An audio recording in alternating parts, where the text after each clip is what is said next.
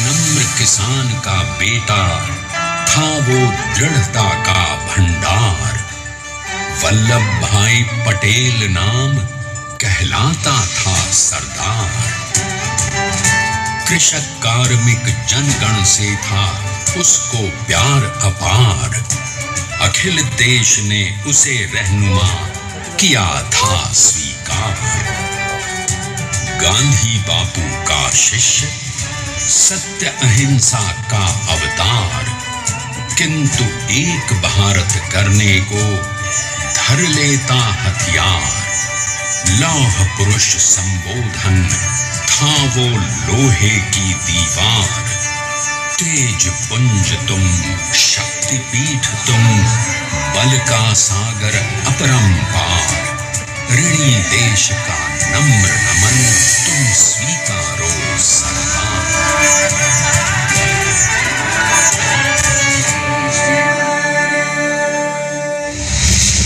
1857 में अंग्रेजों को ललकारने वाले पहले स्वतंत्रता संग्राम के एक सक्रिय सिपाही थे झवेर भाई पटेल। करमसद गांव के इस बहादुर देशभक्त किसान और उनकी पत्नी लाडबाई के 5 बेटों और 1 बेटी में से चौथे पुत्र थे वल्लभ भाई। बालक वल्लभ ने करमसद के बाद नडियाद से अपनी हाई स्कूल की शिक्षा पूरी की। फिर 13 साल की उम्र में उनकी शादी भी हो गई छोटी सी झवेरबाई से। 2 बच्चों बेटी मणिबेन और बेटे डाया भाई को जन्म देने के बाद झवेरबाई असमय ही चल बसी। सदी बदलने और 20वीं सदी आने पर उनका जीवन भी एक चमत्कार की तरह बदला। प्लीडर का इम्तिहान पास करके वो वकालत करने लगे। पहले गोधरा, फिर आणंद और उसके बाद अहमदाबाद में। मगर जल्द ही वकालत छोड़कर वो बैरिस्टर बनने की इच्छा से इंग्लैंड चले गए। लंदन में बैरिस्ट्री में अव्वल आने और वजीफा जीतने वाले वो अनोखे भारतीय थे। अब तो अहमदाबाद की वरिष्ठ अदालत में बैरिस्टर पटेल की जिरह और जीतों की धूम मच गई।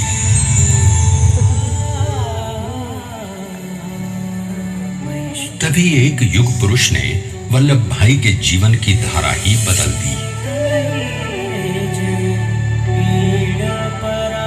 दक्षिण अफ्रीका में सत्याग्रह के अहिंसक अस्त्र से गोरे शासकों को सबक सिखाकर भारत वापस आए बैरिस्टर मोहनदास करमचंद गांधी से मिलकर वल्लभ भाई ने अपने कुछ वर्षों से सीखे विदेशी व्यवहार और संस्कार हमेशा के लिए त्याग दिए और अब वो अपने खेड़ा के किसानों को हक दिलाने के लिए बापू के साथ आंदोलन में कूद पड़े। अब उनके पैरों में जूते नहीं, गांवों की धूल थी। हृदय में भारत भूमि की शस्य श्यामला धरती। मन में थे गांधी और मस्तिष्क में एक नए स्वतंत्र भारत का सपना।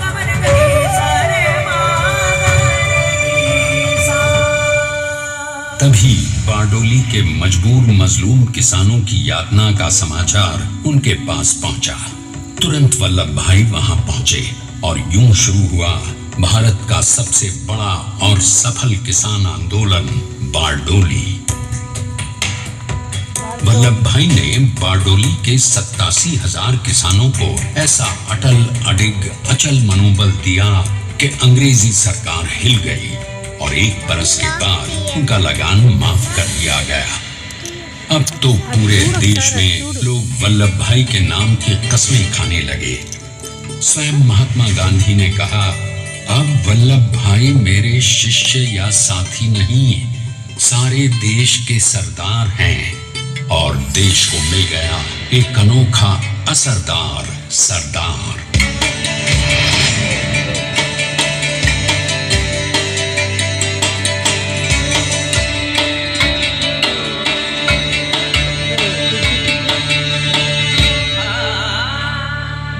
सरदार पटेल के नाम और देशभक्ति से अंग्रेज डर कर कांपने लगे।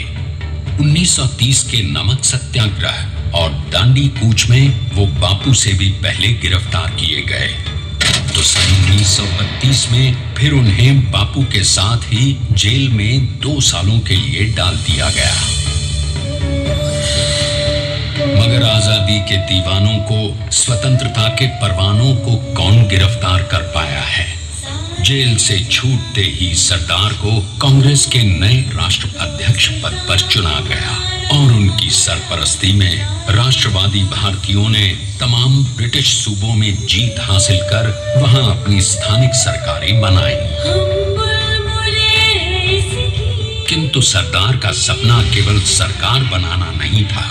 उनका स्वप्न तो था एक ऐसे नए भारत का जहां हर रंग, हर रूप, हर जात, मजहब, तबके का हिंदुस्तानी एक साथ मिलकर एक ऐसा नया भारत बना सके जहां पूर्ण स्वराज के साथ सारे समाज को गरीबी, अशिक्षा, छुआछूत से भी आजादी मिल जाए। इसकी पहली रणनीति थी भारत को अंग्रेजों की गुलामी से आजादी, ताकि भारत के लोगों की अपनी सरकार सबके साथ और सबके विकास के लिए काम कर सके। बापू की अगुवाई में अब देश ने अंग्रेजों को अंतिम चेतावनी दे दी, करेंगे या मरेंगे, क्विट इंडिया, अंग्रेजों भारत छोड़ो। बस फिर क्या था, संघर्ष की रणभेरी बजी। 3 सालों के लिए सरदार पटेल को भी सत्याग्रही नेताओं के साथ जेल में ठूंस दिया गया। 2 सालों के बाद अंग्रेजों को बापू के सभी शिष्यों और साथियों को छोड़ना पड़ा।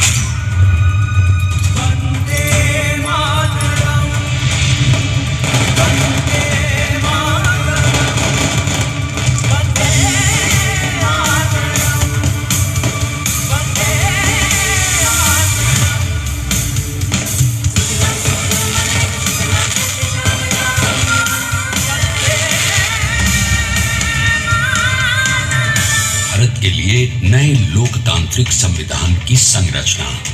जैसा उनके साथी ने खुद कहा था, सरदार ने ही छैनी हथौड़ी लेकर एक नए भारत को उकेरा है।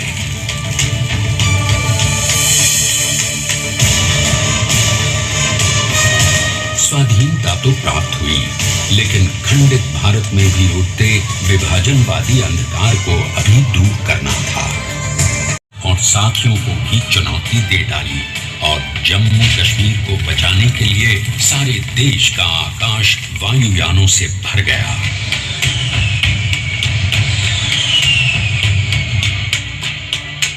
और फिर हैदराबाद और जूनागढ़ के भारत में विलयीकरण को पाकिस्तान से चुनौती मिली।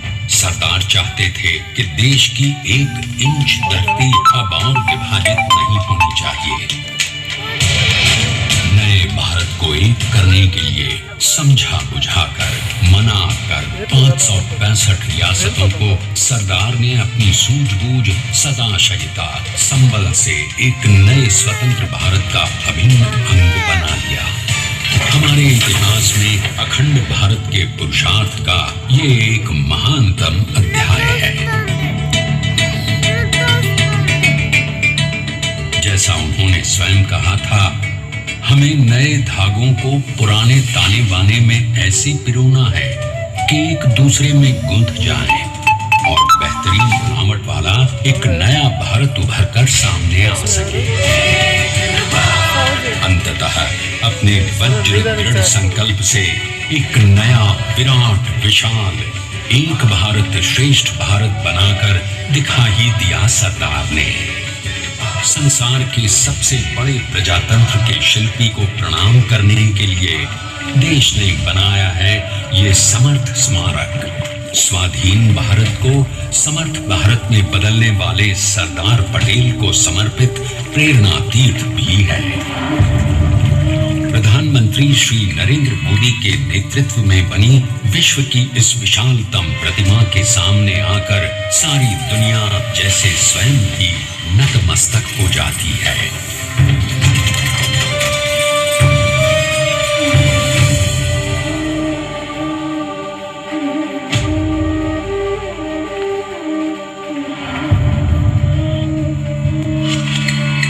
देश को बना गया वो अमित अटल